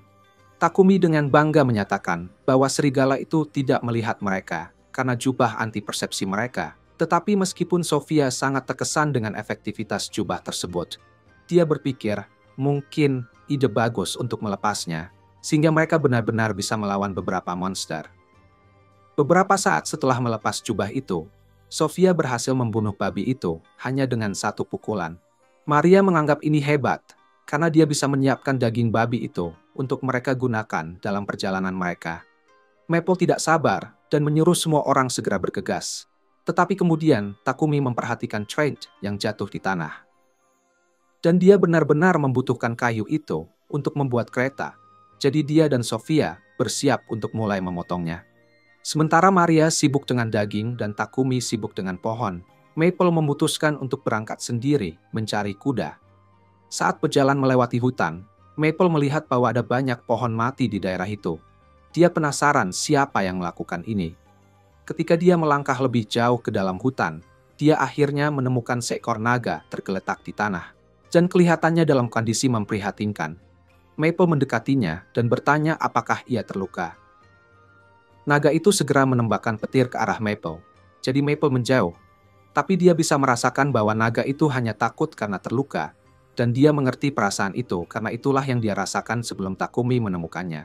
Dia memberitahu naga itu agar tidak khawatir karena tuannya adalah orang yang sangat baik. Jadi dia akan menyembuhkannya begitu tiba di sana. Mereka hanya harus menunggu sebentar. Tapi sepertinya mereka tidak akan bisa menunggu dengan tenang. Dua monster semut tiba-tiba muncul, dan mereka tampaknya tidak bersahabat. Maple menyadari bahwa semut-semut itulah yang melukai naga tersebut. Jadi dia menggunakan jaringnya untuk menangkap mereka dan melemparkan tubuh mereka di depan naga untuk disambar petir. Tetapi masih banyak semut lainnya, jadi mungkin mereka adalah masalah sekarang. Untuk melindungi dirinya dan si naga, Maple menenun penghalang dari sutranya. Tetapi meskipun mungkin telah mengulur waktu, semut-semut akhirnya akan menerobosnya. Maple mencoba memanggil bantuan dari Takumi, tetapi ketika dia mencoba menghubunginya, Takumi tidak merespons sama sekali. Dia mulai khawatir bahwa Takumi mungkin begitu bersemangat tentang kayu yang dia temukan, sehingga dia lupa tentang Maple. Keputusasaan melanda ketika semut-semut akhirnya berhasil menerobos penghalangnya. Jadi Maple menutup matanya dan menunggu kematian. Namun, ketika dia membuka matanya lagi, dia mendapati Takumi berdiri di atasnya, dan dia sangat senang bahwa dia baik-baik saja. Maple melompat ke dalam pelukannya karena lega bahwa Takumi benar-benar datang untuk menyelamatkannya. Karena dia sangat khawatir ketika Takumi tidak merespons panggilannya. Jadi Takumi menjelaskan bahwa penyebabnya mungkin adalah penghalang yang Maple buat. Itu dibuat dengan baik untuk menghalau serangan, tetapi lapisan yang saling terjalin juga menghalangi semua sinyal mana, sehingga panggilannya tidak bisa mencapai Takumi. Namun Takumi cepat menyadari bahwa dia kehilangan sinyal Maple. Dia langsung berlari ke lokasi terakhir yang dia ketahui. Dia kemudian melihat naga di belakang Maple, dan Maple memintanya untuk menyelamatkannya. Jadi dia mengulurkan tangan dan mencoba menggunakan sihir penyembuhan padanya. Namun, naga itu menolaknya karena tidak mempercayai Takumi. Sofia memberitahu Takumi bahwa mereka harus segera pergi, karena mungkin ada lebih banyak semut di daerah itu. Tetapi jika mereka meninggalkan naga itu di sini sendirian, ia pasti akan mati. Jadi Takumi memutuskan untuk memasukkannya ke dalam dimensi sakunya bersama Maple sampai mereka pulang. Sofia memperingatkannya bahwa ternyata Takumi tidak baik-baik saja. Dia pingsan seketika setelah memasukkan naga itu ke dalam dimensi sakunya, dan bahkan setelah para gadis membawanya pulang, dia masih belum bangun selama 12 jam terakhir. Fakta bahwa naga itu masih ada di dimensi sakunya berarti mana Takumi akan terus disedot sampai akhirnya dia lemas. Dan dia tidak bisa membuka penghalang untuk membiarkan naga itu keluar karena dia tidak sadar. Jadi Sofia menghubungi Maple dan memintanya untuk membuka dimensi saku dari dalam. Maple mengatakan dia bisa melakukannya, tetapi naga itu akan ketakutan jika tiba-tiba muncul di tempat yang asing. Jadi dia katakan akan membuat tenda di halaman depan untuk menenangkan naga itu. Begitu naga itu keluar dari dimensi saku, Takumi seharusnya bisa pulih. Jadi sementara itu, Maria keluar untuk membeli beberapa perlengkapan medis untuk merawatnya dan meminta Sofia untuk menjaga Takumi agar ada orang di sampingnya ketika dia bangun. Malamnya, Takumi akhirnya bangun dan pergi keluar untuk melihat naga. Maple telah menceritakan kepada naga semua tentang Takumi saat mereka menunggunya pulih. Dan setelah memperkenalkan dirinya, Takumi bertanya pada naga itu apakah mau membuat kontrak dengannya. Naga itu mempercayai Maple, dan karena Maple merekomendasikan Takumi, ia setuju untuk membuat kontrak. Sekarang Takumi telah menjinakkan naga tersebut. Dia akhirnya dapat menggunakan sihir padanya tanpa harus khawatir tentang efek samping. Jadi dia segera gunakan sihir penyembuhan tingkat tinggi pada naga itu untuk menyembuhkan semua lukanya. Dalam sekejap, naga itu kembali bisa berdiri dan kembali ke kekuatan penuh. Tetapi sekarang, karena dia menjadi salah satu hewan peliharaan Takumi secara resmi, dia harus memikirkan namanya. Karena dia menamai Maple dari daun, dia memutuskan untuk tetap pada tema itu dan memberi nama naga itu Camellia, sesuai dengan pohon yang daun-daunnya tetap hijau sepanjang tahun. Maple senang, Camellia sudah pulih sekarang, dan karena semua masalah telah diselesaikan, Maria memanggil semua orang untuk makan malam. Karena dia membuat banyak makanan enak dan Takumi belum makan seharian karena dia tidak sadarkan diri. Di sebuah perusahaan perdagangan budak bernama Palung, ada seorang gadis setengah binatang bernama Reva yang sedang bertemu dengan calon tuan. Klien tersebut terkesan dengan kemampuan magis Reva, tapi ia bertanya, apakah Reva bisa menggunakan sihir yang berguna? Reva bilang, dia belum tahu sihir praktis yang berguna, tapi dia berjanji akan berusaha keras untuk belajar supaya bisa berguna bagi sang tuan. Namun, pria itu mengatakan dia tidak bisa membeli Reva karena dia butuh seseorang yang bisa langsung membantunya dan tidak punya waktu untuk menunggu Reva berlatih. Meskipun begitu, dia mengakui kalau Reva itu unik, jadi dia mendoakan agar Reva bisa menemukan tuan yang cocok untuknya. Begitu klien pergi, Reva meminta maaf kepada Palung karena ditolak lagi. Tetapi Palung bilang padanya untuk tidak terlalu khawatir, karena cepat atau lambat majikan yang tepat untuknya akan muncul. Reva berusaha tetap optimis, tapi sudah beberapa tahun dia di sini dan masih belum berhasil menemukan majikan. Dia ingat kehidupannya dulu bersama adik laki-lakinya, dan bagaimana dia terpaksa menjual diri sebagai budak untuk mendapatkan uang dan merawat keluarganya. Tetapi sampai sekarang, dia belum menghasilkan sepeser pun. Sementara itu, di rumah Takumi, dia masih bekerja keras menyelesaikan keretanya. Dan hal itu mulai membuat Maria khawatir. Ia bertanya pada Takumi, apakah ia berencana untuk kembali ke bengkel Gambo hari ini? Dan Takumi mengiyakannya, karena masih banyak pekerjaan pandai besi yang harus diselesaikan sebelum perjalanan. Sophia bilang, mungkin Takumi sudah terlalu banyak bekerja, karena selain semua usaha yang dia lakukan untuk menyelesaikan keretanya, dia masih harus membuat lebih banyak ramuan dan kulkas untuk Papek. Belum lagi, Takumi belum istirahat sama sekali dalam beberapa hari terakhir, jadi dia khawatir kalau begini terus, Takumi bisa sakit karena kecapekan. Takumi menghargai kalau mereka berdua begitu peduli dengan kesehatannya, tapi dia meyakinkan mereka bahwa dia baik-baik saja. Jadi dia tetap pergi seperti rencana. Tujuan pertamanya hari itu adalah Guild. Tapi begitu dia masuk, dia mendengar seorang pria yang sangat berharap Guild Master percaya padanya, karena dia melihat sesuatu yang mengerikan. Takumi mendekat ke meja depan dan bertanya pada Hans tentang keributan itu. Lalu Hans menjelaskan bahwa ada beberapa laporan orang-orang melihat makhluk aneh di luar sana. Takumi bertanya makhluk seperti apa itu, tapi nggak ada yang tahu seperti apa bentuknya, meskipun Hans sudah menggambar sketsa berdasarkan apa yang diceritakan para saksi. Meski dengan sketsa itu, masih belum jelas apa makhluk itu. Tapi Hans nggak terlalu khawatir, karena belum ada laporan kerusakan sejauh ini. Jadi, dia nanya ke Takumi kenapa dia datang ke guild hari ini. Terus Takumi cerita kalau dia pengen daftar peliharaan baru, yang baru dia dapatkan. Hans kagum karena Takumi berhasil jinakin peliharaan lagi, dan mengingat semua hal aneh yang sudah Takumi lakukan sebelumnya, dia udah nyangka kalau peliharaannya bakal aneh.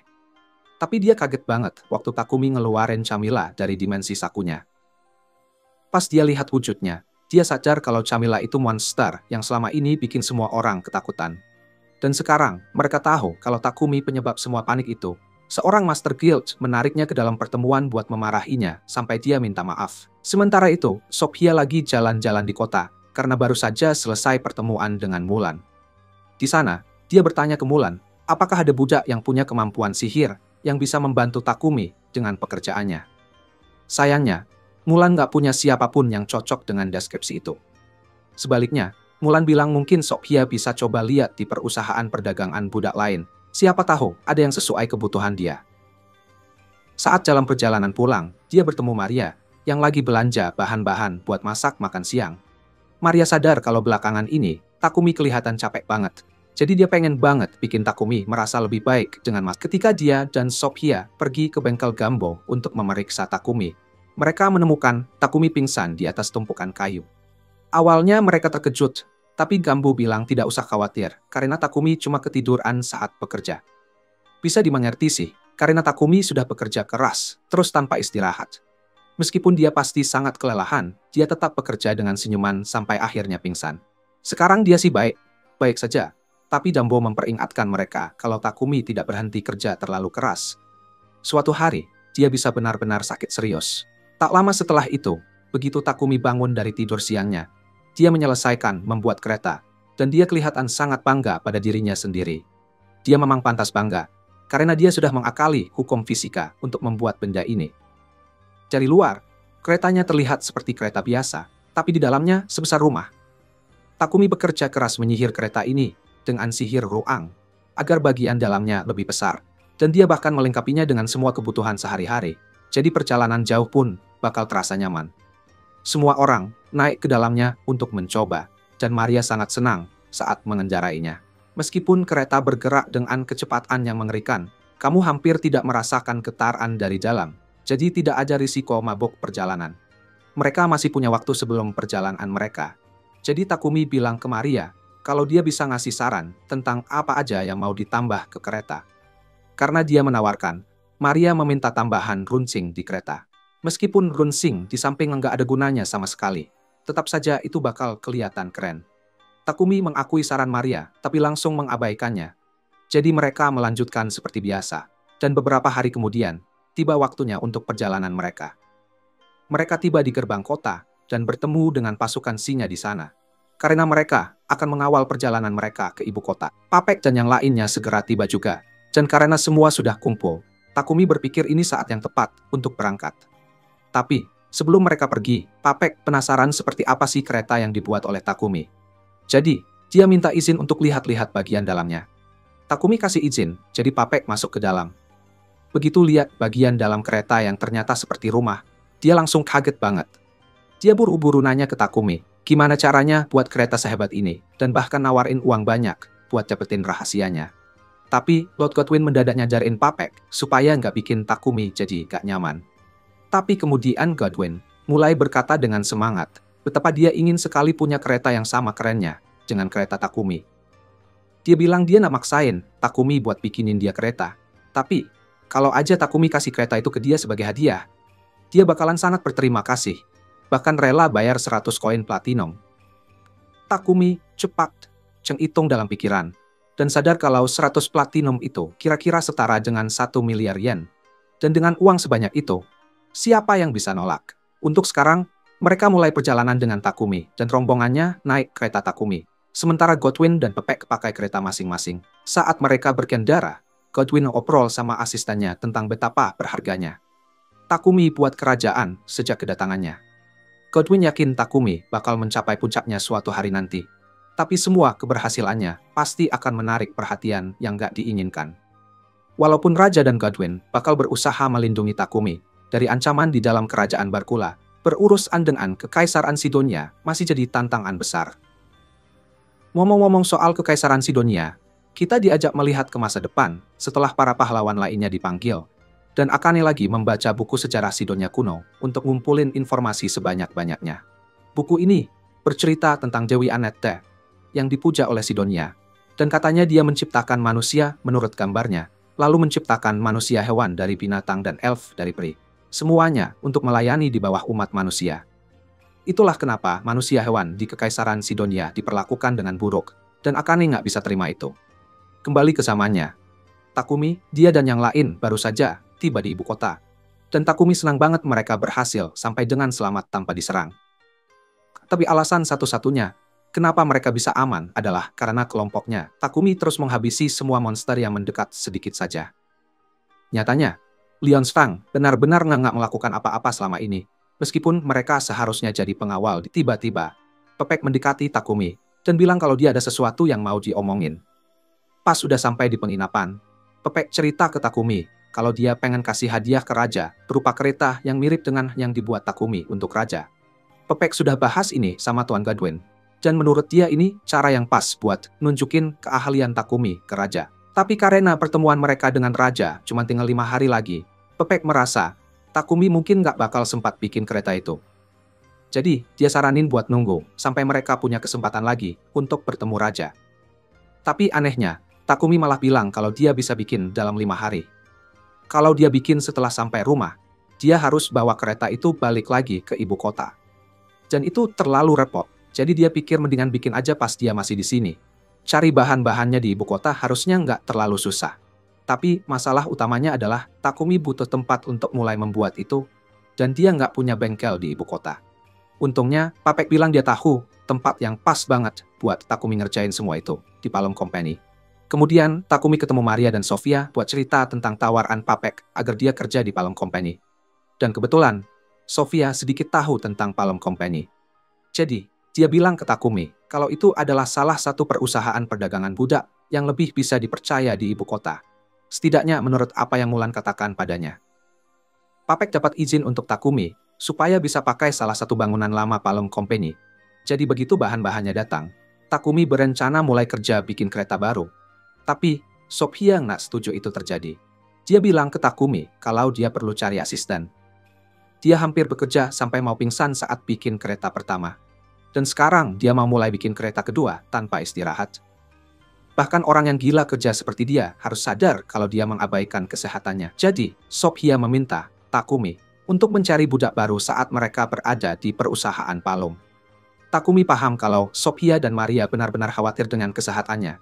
Jadi dia setuju untuk mencari budak baru. Besoknya, dia bertemu dengan pemilik perusahaan Palm. Takumi bilang kalau dia mencari budak untuk membantunya dengan alkimia. Dan karena sekarang Takumi lagi bekerja buat kereta yang punya elemen-elemen sihir, Palm mengira Takumi butuh budak yang punya kemampuan sihir. Sementara Takumi sedang meeting, Sofia berdiri di luar. Tapi tiba-tiba, Maria berlari mendekatinya dengan panik, karena dia nggak bisa menemukan Maple dimanapun. Maple tadi ngomong, kalau dia pengen banget eksplor gedung Palom, dan kalau ada yang lihat laba-laba raksasa berkeliaran di lorong, mereka pasti bakal ketakutan banget. Jadi, Sophia bilang dia bakal cari Maple sebelum ada kejadian. Tapi sayangnya, pas dia nemuin Maple, Reva udah keburu ketakutan setengah mati gara-gara Maple. Padahal Reva cuma lagi mau menikmati bukunya. Maple minta maaf soalnya udah bikin Reva takut, dan Sophia bantuin Reva berdiri lagi.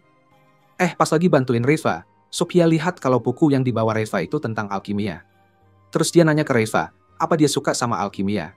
Dan Reva mulai cerita betapa dia suka banget belajar alkimi. Beberapa menit kemudian, Reva dibawa ke ruang rapat untuk bertemu dengan Takumi. Karena Palom menyarankannya sebagai kandidat yang bagus untuk kebutuhan Takumi. Reva menyapa Takumi dan duduk agar mereka bisa mulai berdiskusi. Namun, saat Takumi menjelaskan tugas-tugas yang perlu dikerjakan, pikiran Reva melayang jauh, karena dia khawatir akan ditolak lagi, dan tidak bisa mendapatkan uang untuk keluarganya. Tiba-tiba, Takumi menyebutkan tentang bertemu seseorang yang punya sedikit pengetahuan tentang alkimia. Dan begitu Reva mendengar kata alkimia, dia langsung tertarik karena alkimia adalah keahliannya. Dia sangat menyukai alkimia seperti Takumi, jadi mereka mulai ngobrol tentang metode dan teori favorit mereka. Takumi kagum padanya, jadi dia memutuskan untuk memberi Reva pertanyaan kecil. Dia merobek selembar kertas dari jurnalnya, dan bertanya apakah Reva tahu untuk apa lingkaran sihir ini. Reva langsung melihatnya, dan bisa menebak kalau itu lingkaran rekombinasi untuk membuat kue. Tetapi ada yang aneh, dan dia tidak tahu apa itu. Dia mulai panik, seperti saat ujian, dan menangis karena tidak bisa menjawab pertanyaan Takumi. Reva bilang dia tidak tahu jawabannya, karena ini bukan mantra kue yang dia awalnya berpikir kalau Takumi bakal menolaknya karena gagal dalam tes. Tapi ternyata tidak. Malah Takumi mengulurkan tangannya dan mengundangnya bergabung dengan timnya. Sebenarnya, tebakan dia tentang lingkaran sihir yang digunakan untuk membuat kue itu benar.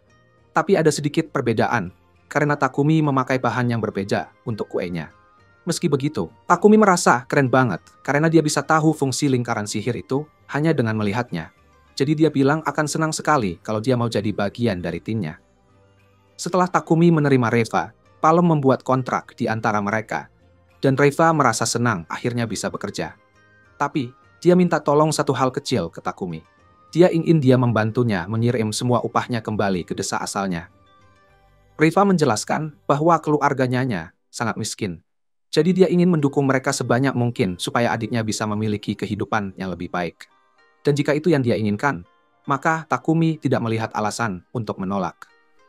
Sementara itu, Raja Sidonia bersiap untuk membalas dendam melawan kerajaan Barkula, tapi menolak menyerahkan Takumi. Jadi Raja berencana mengirim para ksatria suci untuk memberi pelajaran. Tapi sang putri punya ide yang lebih baik. Mereka akan segera memanggil pahlawan mereka. Jadi dia berencana menyebarkan desas-desus untuk membangkitkan kebencian terhadap orang-orang Barkula di antara orang Sidonia.